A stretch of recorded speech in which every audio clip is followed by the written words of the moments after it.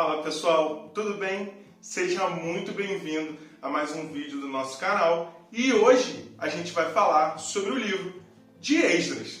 Se você não me conhece, meu nome é Hanan Camilo, seja muito bem-vindo aqui aos panoramas dos livros da Bíblia e hoje a gente vai dar continuidade aos vídeos que a gente já vem fazendo, tá? Se você ainda não assistiu, a gente tem de Gênesis até aqui e hoje a gente vai falar sobre o livro de Esdras.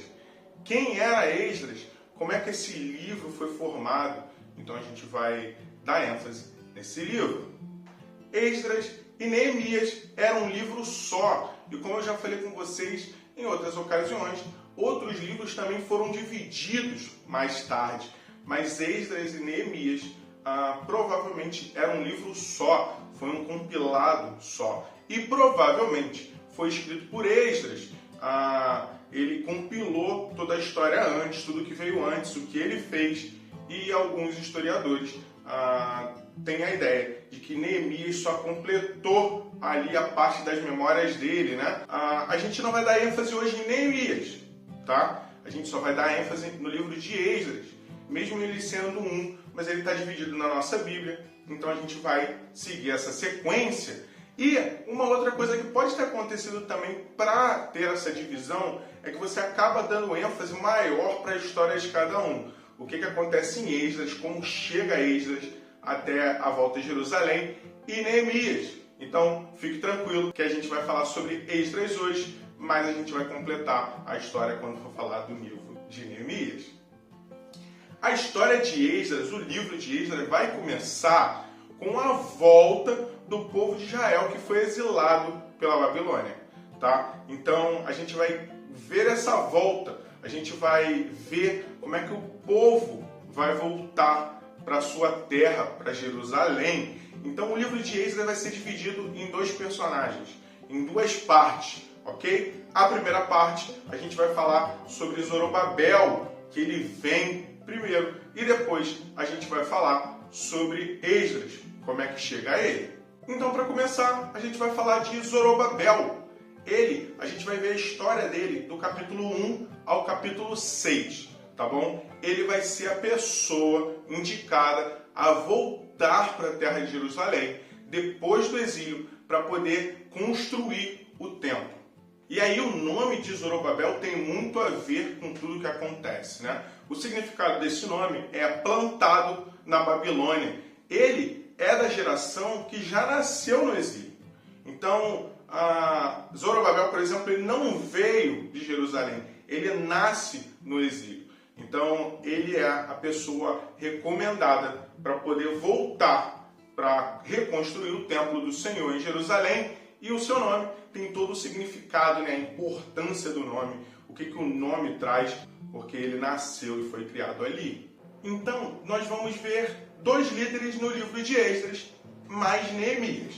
E a gente vai ver coisas que acontecem muito parecidas com esses três líderes. Coisas que vão se repetir na história deles três. Uma das coisas que vão se repetir é: Deus sempre vai levantar um rei, ou vai tocar em um rei, para que ele mande esse homem de volta para a terra de Jerusalém. Para que, a partir desse rei, as coisas possam acontecer. Então a gente sempre vai ver Deus usando o rei daquela época para enviar um homem de Deus para voltar para Jerusalém. Além de enviar, vai dar todo o suporte, tudo que cada líder desse precisa para poder chegar a Jerusalém e fazer a sua missão, cumprir a sua missão que Deus vem pedindo, tá? E o segundo ponto é uma oposição ferrenha a esses homens. Então a gente vai ver isso acontecendo com Zorobabel e com Esdras. E aí, qual serão as consequências dessa história? Toda ação tem uma reação e a gente vai ver, depois dessa oposição, quais são essas consequências.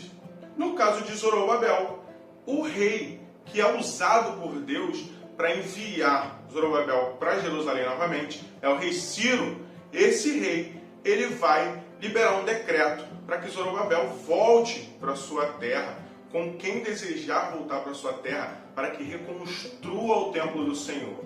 Então tudo aquilo que foi tirado por Nabucodonosor no exílio da Babilônia, Ciro vai devolver para Zorobabel, ele vai devolver para o templo do Senhor. Então os utensílios, o ouro, todo o material que precisa para essa construção será enviado junto para a terra de Jerusalém, para que se construa o templo e se recoloque as coisas dentro do templo. Então esse rei, o Ciro, vai decretar isso, é o primeiro rei a ser usado por Deus para retomada do exílio do povo de Israel.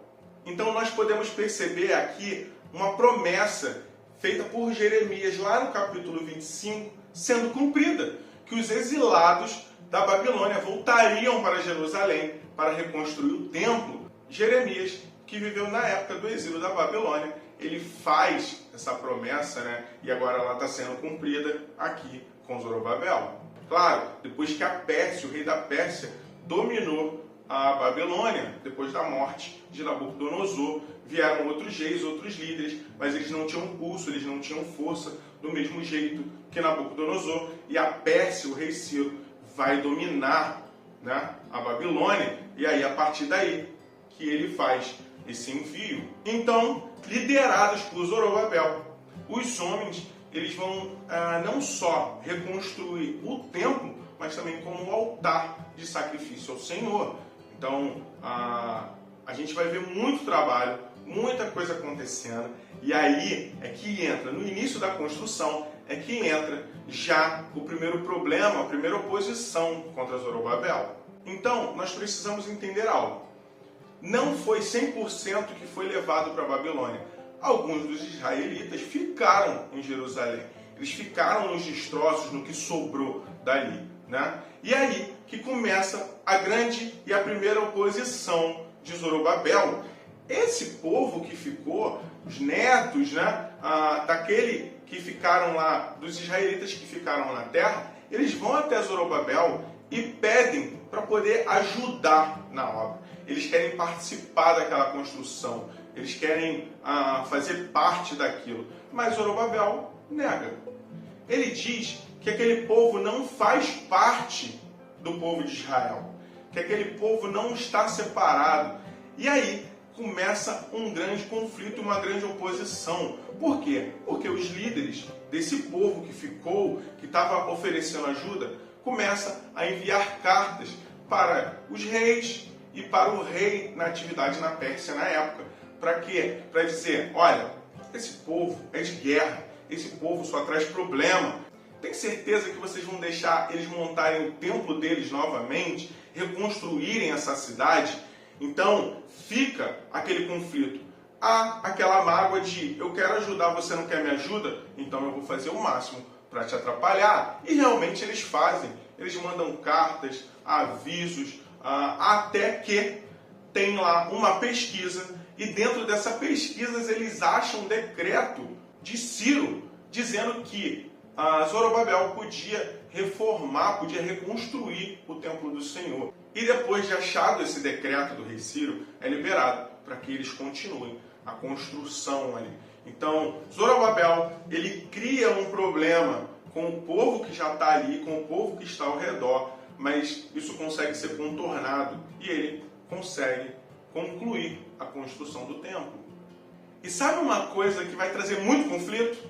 Vou te dizer agora, é você não curtir esse vídeo. Não custa nada, é muito fácil, curte aqui o vídeo, curte, escreve um comentário já o que você está achando da história de Zorobabel, se você conhecia ou não a história de Esdras, se esse vídeo está te ajudando a entender melhor ou não. Então, vamos evitar um conflito. Zorobabel teve um conflito, evite um conflito agora curtindo e seguindo o canal aqui. Então, não deixe para depois, é muito rápido, é muito fácil, não custa nada e vai ajudar bastante. E compartilhe também esse vídeo para as outras pessoas. Então, é a partir daí que entra Esdras na história. Então, depois de 60 anos, uma lacuna, um espaço de 60 anos, de uma história para outra, aparece Esdras. E a gente vai conseguir ver a história dele do capítulo 7 ao capítulo 10 desse livro. E olha só como é que é interessante a questão do nome, como é que o nome tem uma importância, uma força, um poder, né? Lá traz Zorobabel, tinha um significado muito forte, que era plantado na Babilônia, E aqui, Esdras tem o significado de auxiliador. Um homem que vai auxiliar, que vai guiar, que vai ajudar. Então, olha só como é que as coisas funcionam. Esdras, ele é um grande estudioso da Torá. Então, ele se torna um líder daquele povo, dos exilados. Ele é um líder para o povo de Israel, ele é um professor. Ele é o homem que vai ensinar novamente as leis. Ele vai trazer isso de volta, o desejo de Deus, a vontade de Deus, o que Deus ensinou lá atrás para os pais, para os avós, né, daquele povo. É ele que vai colocar esse povo no caminho de novo de Deus. Então Esdras, ele é enviado para Jerusalém, agora não mais para construir o templo, mas para ensinar as leis do Senhor, ensinar a Torá e criar de novo uma comunidade. E como eu falei para vocês, sempre tem algo muito parecido na história desses três homens. Então a gente viu em Zorobabel um rei que foi usado para poder enviá-lo para a construção do templo. E aqui nós vamos ver o rei Artaxerxes.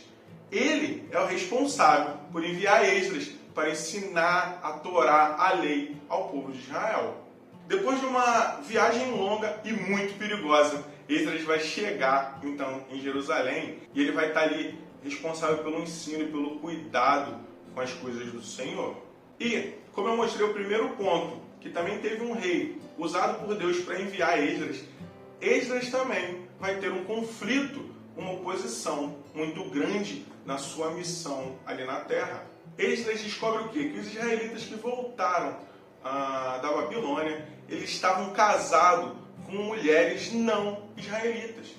E aí ele faz uma oração, ele rende seu coração ao Senhor, rasga as suas vestes, por clamor, por apelo à santidade daquele povo. E ele faz essa menção à santidade às leis que são colocadas em Deuteronômio 23, dizendo que as pessoas, essas pessoas não israelitas casadas com israelitas, vão trazer corrupção para o povo, assim como aconteceu, como foi alertado contra os cananeus. Então a gente vai ver algo acontecendo muito estranho, tá? Esdras, ele se junta com os homens ali, com os anciões, né, com as pessoas responsáveis daquela terra, e eles vão discutir o seguinte: o que fazer com esses homens? E eles chegam à conclusão que esses homens devem se separar, eles devem liberar as esposas e os filhos que tiveram com essas mulheres e dispensarem ela para elas irem embora. É uma coisa muito estranha, é uma coisa muito estranha de acontecer. Por quê? Porque não são todos os homens que vão aceitar isso, tá? Não são todos os homens que vão seguir essas regras. Lembrando que duas coisas nesse ponto. Primeiro, não foi Esdras que decretou isso. Ele teve o poder de decreto, porque ele ali era o responsável, mas foi uma pressão de quem estava à sua volta. Ele dá esse tempo para eles discutirem o que fazer. E chegam para ele com essa solução e ele faz o decreto. E segundo, e mais importante, em momento nenhum a gente vê Deus pedindo para que Esdras fizesse isso, para que Esdras fizesse os homens se separarem das suas mulheres e dos seus filhos e os enviassem embora para fora de Jerusalém. Isso não foi pedido por Deus para Esdras. E o que a gente vai ver muito forte, falando em Malaquias, pelo profeta Malaquias, é a importância da pureza do exílio, de como isso devia ser puro, o cuidado que precisava ter com isso. Mas lá também ele faz uma exortação contra o divórcio. Então Deus também abomina o divórcio. Ele não sente prazer, ele não tem amor, ele não tem felicidade no divórcio. Então a gente vai ver esse paralelo e essa grande confusão que vai ser criada por Esdras dar esse decreto. Então alguns homens eles vão participar disso e outros não. E o livro de Esdras finaliza com essa listagem desses homens que decidiram acatar esse decreto, decidiram cumprir esse decreto. Então a gente vai ver uma lista dos homens que se separaram das suas mulheres e enviaram elas embora com os seus filhos para seguir ali em santidade em Jerusalém. E assim termina o livro de Esdras. A gente vai ter a continuação no livro de Neemias, falando ainda do restante dessa construção, não só das coisas físicas, mas também da comunidade de Deus, do povo de Deus. Se você ficou aqui até agora, espero ter te ajudado, ter te explicado e você ter entendido melhor como é que funciona esse livro de Esdras, como é que ele se divide e que esse panorama consiga te dar uma boa ideia para quando você lê o livro de Esdras você conseguir entender melhor, colocar as coisas no lugar, porque esse livro parece ser bem complicado, né? Quando a gente lê, a gente fica meio perdido, até para sua mente conseguir encaixar essas peças no quebra-cabeça. Então, só posso te agradecer que você continue assistindo os outros vídeos. Se você não assistiu, eu vou deixar aqui em cima a playlist para você poder assistir os outros panoramas. Então, siga, comente, compartilhe para que outras pessoas também conheçam. E até o nosso próximo vídeo. Tchau!